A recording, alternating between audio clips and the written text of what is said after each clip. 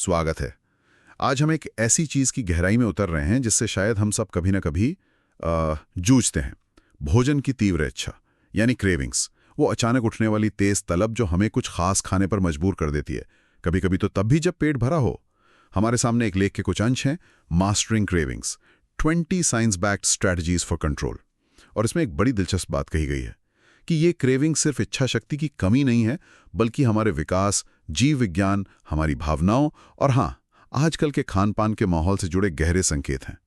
तो आज कोशिश रहेगी कि इन संकेतों को समझें और जानें कि विज्ञान पर आधारित कौन सी व्यवहारिक रणनीतियां हैं जिनसे इन्हें काबू में किया जा सके। मकसद सिर्फ विरोध करना नहीं है, बल्कि इन्हें समझदारी से साधना है। और एक मजेदार बात, सिर्फ अपनी क्रेविंग को पहचान कर उसका नाम लेना भी उसे शांत करने में मदद कर सकता है। सुनने में अजीब लगता है ना?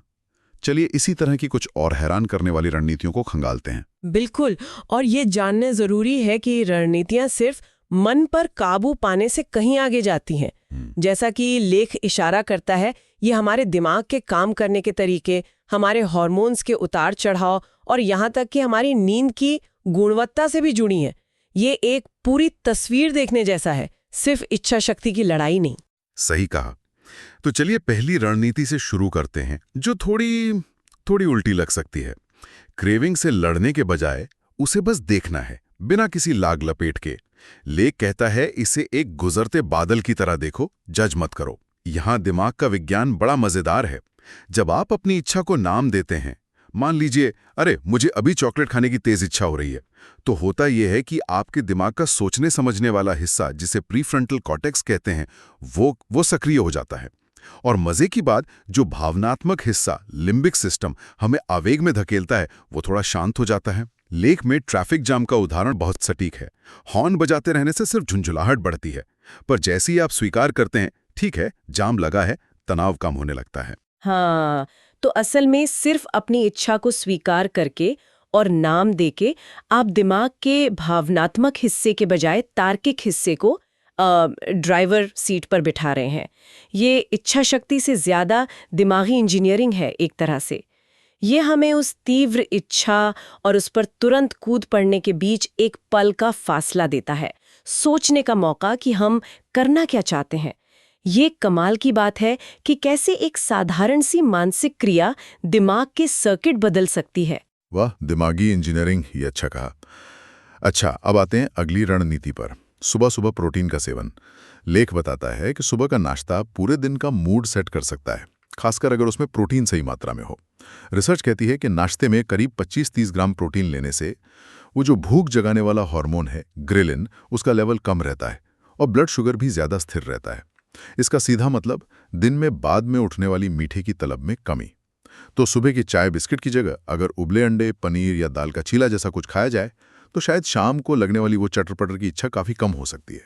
और ये सिर्फ पेट भरने की बात नहीं है, ये हार्मोन्स का संतुलन साधने जैसा है। जब ब्लड शुगर दिन भर स्थिर रहता है, तो दिमाग को अचानक से तुरंत एनर्जी चाहिए वाला पैनिक सिग्नल भेजने की जरूरत नहीं पड़ती। और वो तुरंत एनर्जी अक्सर चीनी या मैदे वाली चीजें ही होती हैं, है ना? तो सुबह का एक सही कदम पूरे दिन के खान-पान और एनर्जी लेवल पर बहुत सकारात्मक असर डाल सकता है। बिल्कुल। अब एक और सरल सी लगने वाली पर बहुत काम की रणनीति, पहले पानी पियो। कई बार हमारा शरीर प्यास के सिग्नल को भूख समझ लेता है। ये तो मैंने भी सुना है। इलिनॉइस यूनिवर्सिटी के एक अध्ययन का जिक्र है जिसमें पाया गया कि जिन लोगों ने ज्यादा पानी पीना शुरू किया, उन्होंने अनजाने में ही रोजाना लगभग 200 कैलोरी कम खाई। कमाल है। तो अगली बार जब चिप्स या समोसे की क्रेविंग सताए, तो ये ट्रिक आजमाई जा सकती है। एक ग्लास पानी पिएं और 10 मिनट इंतजार करें। हो सकता है इच्छा कम हो जाए या गायब भी हो जाए। अगर नहीं होती, तब शायद वो असली भूख है या कोई और बात। पर यह जांचने का एक आसान तरीका है। हाँ, ऐसे इसलिए होता है क्योंकि प्यास और हल्की भूख दोनों के शुरुआती सिग्नल दिमाग के एक ही हिस्से हाइपोथैलेमस से नियंत्रित होते हैं। तो दिमाग के लिए इनमें फर्क करना थोड़ा मुश्किल हो सकता है। पानी पीना एक तरह का आसान सा बायोलॉजिकल हैक है जिससे हम अपने शरीर के संकेतों को बेहतर समझ सकते हैं। और ये सवाल भी खड़ा करता है, हम अपने शरीर की धीमी आवाजों को कितना ध्यान से सुनते हैं। सुनने के बाद चलिए तो अब नींद की बात करते हैं। रणनीति नंबर 5, नींद का प्रबंधन। ये कनेक्शन शायद तुरंत ना दिखे, पर लेख जोर देता है कि नींद और क्रेविंग्स का गहरा रिश्ता है। नींद की कमी से भूख बढ़ाने वाला हार्मोन ग्रेलिन बढ़ जाता है और पेट भरने का संकेत देने वाला हार्मोन लेप्टिन कम हो जाता है।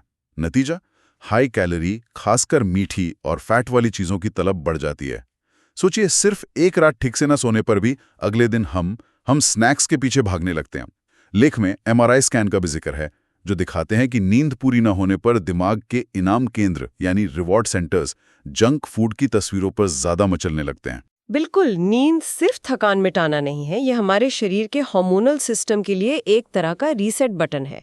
जैसे ऑर्केस्ट्रा के सारे साज सही सुर में मिलाए जाते हैं, वैसे ही नींद हार्मोन्स को संतुलित करती है। बिल्कुल। जब ये संतुलन बिगड़ता है तो भूख और संतुष्टि का पूरा सिस्टम गड़बड़ा जाता है और क्रेविंग्स हावी होने लगते हैं।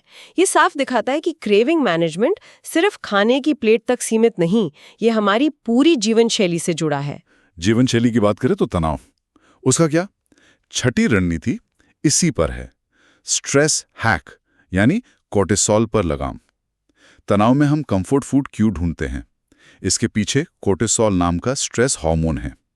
लेख का सुझाव है कि जब तनाव बढ़े तो चॉकलेट या चिप्स की तरफ भागने के बजाय छोटे छोटे माइक्रो ब्रेक्स लें, जैसे कुछ गहरी सांसें, ऑफिस में ही 2 मिनट टहलना या डायरी में 2 लाइन लिखना। लेख में एक नर्स का उदाहरण है जो रात की शिफ्ट में तनाव होने पर चॉकलेट खाती थी। उसने आदत बदली और 5 मिनट तेज चलने लगी। कहती है, महीने भर में क्रेविंग्स 40% कम हो गई। यहाँ दिलचस्प बात यह है कि तनाव और भोजन का भावनात्मक कनेक्शन कितना गहरा है। मुश्किल समय में दिमाग आराम और खुशी पाने का सबसे आसान और जाना पहचाना रास्ता खोजता है, और बचपन से ही खाना, खासकर मीठा और फैट वाला, आराम और इनाम से जुड़ा होता है। इसलिए तनाव से निपटने के लिए खाने के अलावा दूसरे तरीके सीखना, यानी नॉन फूड कोपिंग मैकेनिज्म, इस पैटर्न को तोड़ने के लिए बहुत जरूरी हो जाता है। अच्छा, हमने हार्मोन, नींद, तनाव की बात की, पर हमारे पेट के अंदर क्या हो रहा है उसका भी क्रेविंग्स पे बड़ा असर होता है। यहीं पर आती है रणनीति नंबर 7, फाइबर को अपना कवच बनाना। ये कैसे काम करता है? फाइबर कई तरह से मदद करता है। एक तो ये पाचन को धीमा करता है, जिससे पेट ज्यादा देर तक भरा महसूस होता है और तृप्ति का एहसास रहता है। दूसरा, ये ब्लड शुगर को अचानक बढ़ने घटने से रोकता है, यानी इंसुलिन स्पाइक्स नहीं होते। फल, सब्जियां, दालें, चिया सीड्स, ये सब दिमाग को बस पेट भर गया वाले सिग्नल भेजते रहते हैं। और लेख में एक कमाल की वैज्ञानिक जानकारी भी है। फाइबर खाने से GLP-1 नाम का हार्मोन रिलीज होता है। मजे की बात यह है कि आजकल वजन कम करने वाली कुछ नई दवाओं में इसी हार्मोन के सिंथेटिक रूप का इस्तेमाल किया जा रहा है। तो फाइबर खाकर हम प्राकृतिक रूप से वही काम कर रहे हैं। कितना बढ़िया है। बिल्कुल, ये सिर्फ पेट भरने से कहीं आगे की बात है।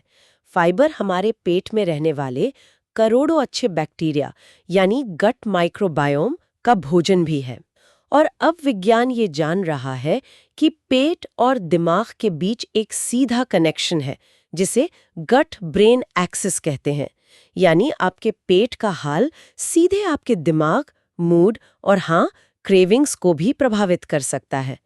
तो फाइबर पेट के साथ साथ दिमाग को भी शांत रखने में मदद करता है। गट ब्रेन एक्सेस, ये तो कमाल का कनेक्शन है। अच्छा, एक और रणनीति है जो वक्त से जुड़ी है। नंबर 9, प्रतिक्रिया में देरी करें। लेख कहता है, क्रेविंग्स लहर की तरह होती हैं, उठती हैं, पीक पर जाती हैं और फिर खुद ही ढल जाती हैं। और ज्यादातर क्रेविंग्स का पीक 15 मिनट के अंदर ही आ जाता है। तो आइडिया ये है कि जब क्रेविंग उठे तो तुरंत एक्शन ना लें। इसे इच्छा पर सर्फ करना कहा गया है। ध्यान बटाएं, किसी दोस्त को फोन कर लें, उठकर पानी पी लें, कोई छोटा मोटा काम निपटा लें। 10-15 मिनट टालने की कोशिश करें। लेख में पटाखे का मजेदार उदाहरण है। अगर आप पटाखे को तुरंत नहीं जलाते तो धीरे धीरे उसे जलाने का रोमांच या इच्छा कम हो जाती है।